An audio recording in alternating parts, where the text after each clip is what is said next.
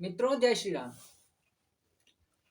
आप सभी का हमारे YouTube चैनल पर मैं लवकुश आप सभी का हार्दिक स्वागत एवं अभिनंदन करता हूं। मित्रों, आज का विषय हमारा श्री राम जन्मभूमि पर है।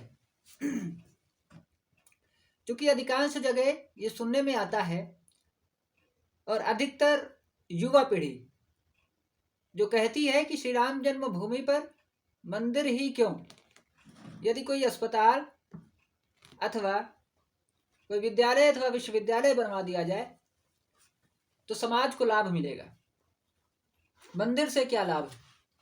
ऐसा आज की युवा पीढ़ी या अन्य लोग भी ऐसा कहते मिल जाते हैं। इसलिए मुझे लगा कि आज इस विषय पर अपने इस चैनल के माध्यम से कुछ बताना चाहिए। मित्रों, यदि भारत की चर्चा करनी है तो उस भारत की चर्चा में श्री राम की चर्चा यदि ना हो तो भारत की चर्चा में चर्चा करने लायक कुछ नहीं बचेगा। क्योंकि प्रभु श्री राम इस भारत की आत्मा है, इसलिए राम की चर्चा होना बहुत जरूरी है। अब राम जन्मभूमि पर मंदिर आवश्यक क्यों? इस चीज को जानने के लिए हम सभी को अपना इतिहास गंभीरता से जानना पड़ेगा, और वह आज का इतिहास नहीं। क्योंकि आज का जो इतिहास हम सभी को पढ़ाया जाता है उसके प्रेरणा पुरुष अंग्रेज हैं, और अंग्रेजों ने यह सिद्ध किया और करके दिखाया कि भारत के इतिहास में 6वीं शताब्दी से पूर्व के इतिहास में अनेकों खामियां हैं, अनेकों गलतियां हैं। इसलिए उनको पढ़ने की कोई आवश्यकता नहीं। यानी 6वीं शताब्दी से पूर्व का इतिहास न पढ़ा जाए, और ऐसा हुआ भी। और उसी इतिहास में वो अंग्रेज लिखते हैं कि भारत में विश्व विजयी बनने की मंशा से, विश्व पर शासन करने की मंशा से जो आक्रांता आया वह सिकंदर था। यद्यपि यह बात भारत के इतिहास में सत्य नहीं है। इससे पहले भी कई आक्रांता भारत आए, कई राजाओं से युद्ध हुआ, और सबसे पहले मिस्र की रानी सेरियस आई थी, जिनके पास 2 लाख की सेना थी और उसमें से केवल 7 लोग ही जीवित बचे थे। ये भारत का गौरवान्वित करने वाला इतिहास है। लेकिन यह इतिहास भारत के किसी भी ग्रंथ में हमको पढ़ने को पक्का नहीं मिलता है। और इसको अगर पढ़ना है तो आपको मिस्र का इतिहास पढ़ना पड़ेगा।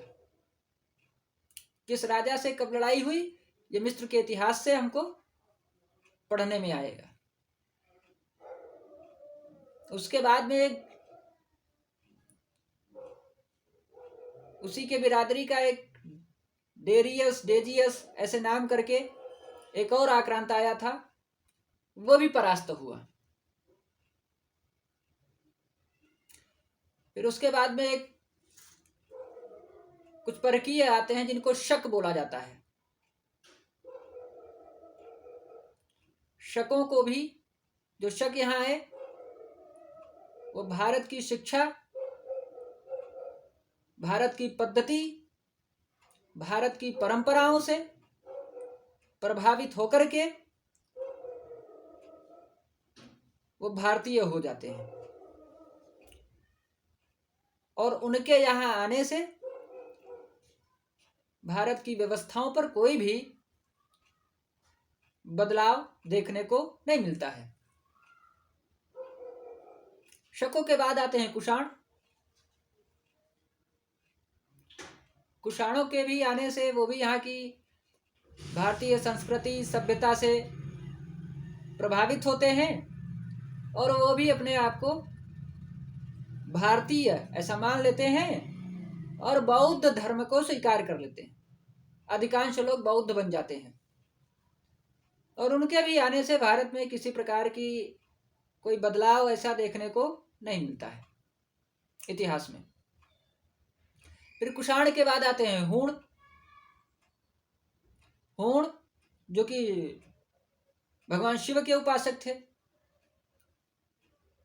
वो भी भारतीय परंपराओं संस्कृति से प्रभावित होकर के वो भी अपने को भारतीय ऐसा मान लेते हैं, और जो नहीं मानते हैं वो वापस चले जाते हैं। उनके भी आने से भारत में कुछ बदलाव हुआ, कुछ नुकसान हुआ, ऐसा देखने को नहीं मिलता, ऐसा इतिहास में नहीं मिलता है। फिर आता है सिकंदर। सिकंदर क्योंकि उसको भारत में कुछ सफलता प्राप्त हुई।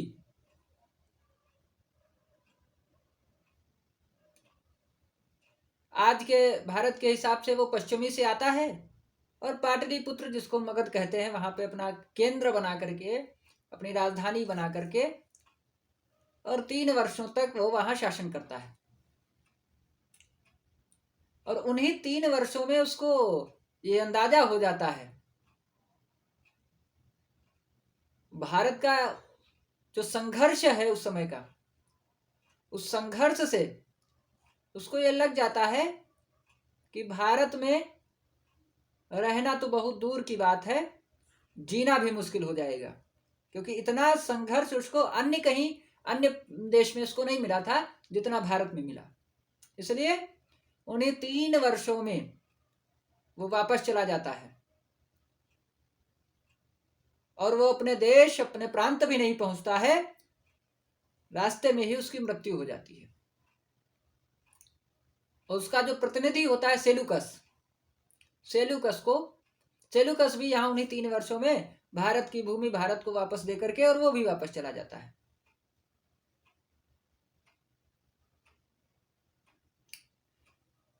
फिर उसके बाद आते हैं मुसलमान। 712 ईस्वी में ऐसा कहते हैं। क्योंकि अब विषय यह है कि मुसलमान भारत आए क्यों, उनको क्या लाभ था, उनका आने का क्या प्रयोजन रहा होगा। अब इस चीज को जानने के लिए हमको इस्लाम के झगड़े का इतिहास जानना पड़ेगा। उस समय तत्कालिक झगड़ा क्या चल रहा था ये जानना पड़ेगा। तो कहते हैं कि इस्लाम के जो पहले पैगंबर थे मोहम्मद साहब ने अपनी बेटी की शादी अपने चाचा के बेटे अली के साथ की थी। इसलिए अली मोहम्मद साहब का एक रिश्ते से चाचा के बेटे होने के नाते अनुज लगता था, और दूसरे रिश्ते से वो दामाद लगता था। विषय यह था कि मोहम्मद साहब चूंकि वृद्ध हो रहे हैं, और इनके मर जाने के बाद प्रथम स्थान किसका रहेगा। तो अधिकांश मुसलमानों का कहना था कि मोहम्मद साहब का व्यवहार, मोहम्मद साहब की आत्मीयता, मन, इन सब से अली उन्हीं को पहला स्थान दिया जाना चाहिए, और उस पहले स्थान का नाम दिया गया खलीफा, नाम बोला गया, उस स्थान को खलीफा कहा गया कि खलीफा पहले अली बनने चाहिए। लेकिन एक दूसरा गोल और तैयार होता है, और वो तैयार होता है अबू बकर का। अबू बकर जिन्होंने अपनी बेटी मोहम्मद साहब को दी थी। तो 2 गोल तैयार हो जाते हैं, और इसी बीच मोहम्मद साहब की मृत्यु हो जाती है। और उस समय अंग्रेजों के हिसाब से सन था 636 ईस्वी। अब 636 से 712 के बीच में लड़ाइयां क्या हुई देखिएगा। अब अबू बकर षड्यंत्रों से, या यूं कह लीजिए झगड़ों से, लड़ाइयों से, युद्धों से, जैसे भी कहिए, अली को खलीफा बनने नहीं देते हैं, और वो पहले खलीफा बन जाते हैं अबू बकर। लेकिन जो अली के गोल के लोग हैं वो शांत नहीं बैठते हैं, संघर्ष अपना जारी रखते हैं। लेकिन उनको दूसरे बार में उस्मान या उस्मान ऐसा नाम आता है, ऐसे दूसरी बार और तीसरी बार भी वो अली के गोल के लोग या अली खलीफा बनते बनते रह जाते हैं। चौथी बार अब अली कैसे खलीफा बनते हैं, क्या किए, तो इस्लाम का जब इतिहास पढ़ेंगे तब समझ में आएगा, क्योंकि उसमें कई लड़ाइयाँ आती हैं। करबला की लड़ाई है, मदीना की लड़ाई है, ऐसे कई लड़ाइयाँ आती हैं। लेकिन चौथी बार कुल मिला के अली खलीफा बन जाते हैं। लेकिन अबू बकर के गोल के जो लोग हैं वो कई प्रतिबंध उनके पर लगाना शुरू कर देते हैं, और वो प्रतिबंध अली को स्वीकार नहीं होते हैं। तो फिर युद्ध होना शुरू होता है, और उस युद्ध में अली भी मारे जाते हैं और उनके 2 बेटे भी मारे जाते हैं। बाकी के जो अली के लोग बचे वो अपनी जान बचाने के लिए भारत की ओर देखते हैं, और उसमें एक प्रांत हुआ करता था सिंध प्रांत। उस सिंध प्रांत के राजा थे राजा दाहिर। तो अली के गोल के जो जीवित बचे लोग थे वो राजा दाहिर के पास आते हैं शरण के लिए, शरणार्थी बन करके। क्योंकि राजा दाहिर हिंदू राजा थे, उनको लगा कि जो अपनी शरण में आए उसकी रक्षा करनी चाहिए, और अली के गोल के जो जीवित बचे लोग थे उनको अपने यहाँ शरण दे देते हैं। लेकिन मोहम्मद बिन कासिम को यह स्वीकार नहीं है। मोहम्मद बिन कासिम को लगा कि उनको वहां अगर वो रहते हैं तो फिर मामला गड़बड़, मेरे लिए खतरा हो जाएगा। और वो राजा दाहिर से कहते हैं कि आपके यहाँ जो शरणार्थी आए हैं अली के गोल के लोग हैं, उनको वहां से खदेड़ कर भगा दीजिए। लेकिन राजा दाहिर मना कर देते हैं, कहते ना, हमारे यहाँ शरण में आए हैं और हमारे यहाँ पद्धति, हमारे यहाँ परंपरा, ये संस्कार है कि शरणार्थियों को हम जगह देते हैं।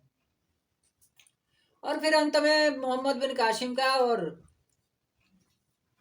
राजा दाहिर का युद्ध होता है, और राजा दाहिर उन मुसलमानों के रक्षा के लिए रक्षा करते करते बलिदान हो जाते हैं, और सिंध पर मोहम्मद बिन कासिम का कब्जा हो जाता है, और उस सिंध प्रांत को वो इस्लामिक स्टेट इस नाते से घोषित कर देता है। और वहां के जो हिंदू हैं उनको या तो जबरन मुसलमान बनाते हैं, और नहीं तो अगर जो मुसलमान बनना स्वीकार नहीं करता था उसको समाप्त कर देते थे।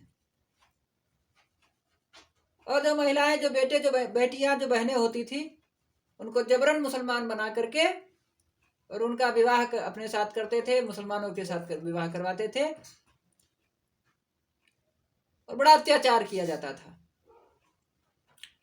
उसी समय एक महापुरुष होता है जिसका नाम है बप्पा रावल। बप्पा रावल ने मोहम्मद बिन कासिम से युद्ध किया और भारत से उनको खदेड़ कर भगा दिया। मोहम्मद बिन कासिम की उस युद्ध में पराजय हुई, और फिर बप्पा रावल ने एक और अच्छा काम किया। जो हिंदू बहन बेटियां धर्म परिवर्तित करके मुस्लिम बनी थी, उनको पुनः घर वापसी करा करके पुनः हिंदू बना करके, और ऐसी 6 महिलाओं के साथ उन्होंने शादी की। पहले हिंदू बनाया, पवित्र किया, और फिर उनसे विवाह किया, क्योंकि मैं राजा हूं, मैं जब स्वीकार करूंगा तो समाज स्वीकार करेगा, इस उद्देश्य के साथ। और फिर यहां से निरंतर मुस्लिम आक्रांताओं का इस भारत पर आक्रमण रहा, शासन रहा। चाहे 1001 ईस्वी में महमूद गजनवी का आना हो, 1001 में महमूद गजनवी आता है और सोमनाथ मंदिर पर 17 बार आक्रमण करता है। 1001 ईस्वी से लेकर के 1028 ईस्वी तक वो आक्रमण करता है। और आज के इतिहास में हमको ये बताया जाता है कि वो सोमनाथ मंदिर पर आक्रमण इसलिए करता था क्योंकि उसको धन चाहिए था, सोना चाहिए था। तो सोना तो उसको भारत में कहीं पर भी मिल सकता था। उसका उद्देश्य सोना प्राप्त करना नहीं था, उसका उद्देश्य था कि हिंदुओं को संघर्ष करने की प्रेरणा जहां से मिल रही है, जो प्रेरणा स्थल है, उसको नष्ट कर देना चाहिए। इस उद्देश्य से उसने सोमनाथ मंदिर पर आक्रमण किया था, और एक बार नहीं 17 बार आक्रमण किया। लेकिन हिंदू कभी डिगा नहीं, कभी रुका नहीं। और फिर आगे ऐसे और चलता रहा, चाहे वो 1191-92 का तराइन का युद्ध हो, मोहम्मद गौरी और पृथ्वीराज चौहान का, षड्यंत्रों से कहिए चाहे जैसे कहिए, छल पूर्वक कहिए, 1192 में तराइन के युद्ध में पृथ्वीराज चौहान की पराजय होती है और वो बलिदान हो जाते हैं। और ऐसे इतिहास जब आगे बढ़ता है तो 1205 ईस्वी में एक आक्रांता होता है कुतुबुद्दीन ऐबक। कुतुबुद्दीन ऐबक इस भारत के छोटे से राज्य दिल्ली में,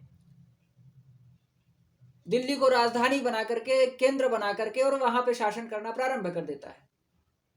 अब यहां पर एक बात और देखने वाली है, अंग्रेजों ने किस प्रकार से, अब मध्यकालीन भारत इतिहास जब पढ़ेंगे, मध्यकालीन भारत का इतिहास, अब आप देखिए, कभी दिल्ली भारत की कभी राजधानी नहीं हुई है, वो तो 1911 में अंग्रेजों ने किया, इससे पहले कभी राजधानी। लेकिन अंग्रेजों ने मुस्लिमों का इतिहास लिखने के लिए दिल्ली को केंद्र बिंदु बना करके, उस राजधानी बना करके, और पूरा इतिहास मुस्लिमों का लिखा गया। इसलिए कहते कि ये आज का इतिहास के जो प्रेरणा पुरुष हैं वो अंग्रेज हैं।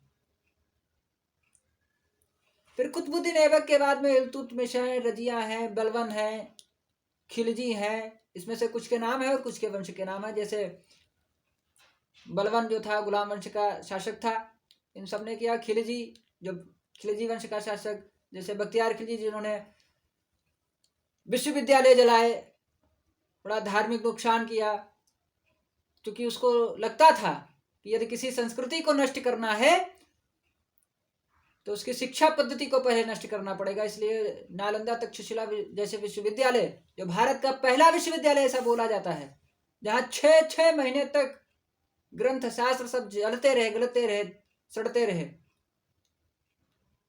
उसको जला दिया। और फिर उसके बाद में भी कई शासक रहे, तुगलक रहे, और फिर लोधी वंश होता है। लोधी वंश के शासक इब्राहिम लोधी। और 1526 ईस्वी में एक बाबर होता है। बाबर और इब्राहिम लोधी का कहते हैं कि पानीपत के प्रथम युद्ध में इब्राहिम लोधी की हार होती है और बाबर दिल्ली का शासक बन जाता है। अब एक कहानी यहां पर आती है कि जब बाबर शासक बनते हैं, उससे पूर्व उन्हें किन्हीं 2 सूफी से उनकी मुलाकात होती है। हालांकि जो हिंदू हैं वो समझते हैं कि सूफी अच्छे व्यक्ति होते हैं, लेकिन नहीं, वो हमेशा इस्लाम का ही प्रचार करते हैं। तो वो सूफी बाबर से मिलते हैं और उनको उनकी भाषा में कह लीजिए कि दुआ देते हैं कि आप एक दिन राजा बनोगे, और वो उनकी दुआ फलीभूत होती है और वो दिल्ली के राजा बन भी जाते हैं। फिर उसके बाद में राजा बनने के बाद में तो सूफी जाते हैं उनसे मिलने के लिए और कहते हैं कि मैं अयोध्या के आसपास का रहने वाला हूं, और वो अयोध्या के आसपास की रहने वाले थे। और अयोध्या में एक मंदिर है, श्री राम जन्मभूमि का मंदिर है, और उस मंदिर की वजह से मैं वहां पे इस्लाम का प्रचार नहीं कर पा रहा हूं।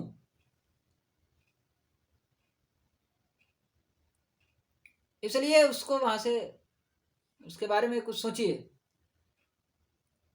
और वो मंदिर महाराजा विक्रमादित्य के द्वारा बनाया गया है। इतिहास तो यह कि लव के श्री राम जी के ही पुत्र कुश ने उसको बनाया था। फिर उसके बाद में वर्तमान में उसको, वर्तमान का मतलब इस युग में विक्रमादित्य ने, महाराजा विक्रमादित्य ने उसका जीर्णोद्धार कराया था। गुरु गोविंद सिंह जी भी एक बार उसका, गुरु गोविंद सिंह जी के द्वारा भी जीर्णोद्धार किया गया। इसका इतिहास अलग है अपना। लेकिन बाबर अपने सेनापति को आदेश देता है कि उस मंदिर को समाप्त कर दिया जाए। और सेनापति जाता है और एक कहते हैं लोग कि कई गोले बारूद सब बिछा करके कैसे कैसे उस मंदिर को तोड़ा जाता है, लेकिन वो मंदिर टूटता है फिर बन जाता है, उसको तोड़ नहीं पाते हैं। और जब उसको तोड़ नहीं पाते हैं तो उस मंदिर में जो ऊपर शिखर है उस शिखर को हटा करके गुंबद का आकार देते हैं, जबकि अपने भारतीय इतिहास के स्थापत्य कला में कभी भी गुंबद नहीं रहा, शिखर हमेशा रहा। लेकिन बड़ी होशियारी से चालाकी से उस शिखर, क्योंकि मंदिर तो तोड़ नहीं पाए इसलिए उसको हटा करके उसको शिखर गुंबद बना दिया। और फिर तब से लेकर के और अभी तक लगभग 76 बार हिंदू एक होकर के संघर्ष किया, युद्ध किया, और जिसका परिणाम आज हमको दिखाई दे रहा है। मुझे लगता है कि आज का वीडियो काफी लंबा जा रहा है, इसलिए जो राम जन्मभूमि के 76 वर्षों की जो संघर्ष गाथा का काल है उसको हम अगले वीडियो में पूरा बताएंगे। आज के लिए मुझे लगता है कि इतना पर्याप्त है। यदि मेरी बातें ठीक लगी हो, अच्छी लगी हो या सही लगी हो तो मेरे चैनल को आप सब्सक्राइब करिए, मुझे और प्रोत्साहित करिए। और इसमें से अगर कुछ खामियां आपको लगी हो तो उसको कमेंट करके भी बताएं। और वीडियो को अधिक से अधिक शेयर करें जिससे आज के लोगों को अपने इतिहास के बारे में, अपने राम जन्मभूमि के इतिहास के बारे में सबको जानकारी प्राप्त हो। मुझे लगता है इतना पर्याप्त है। जय श्री राम।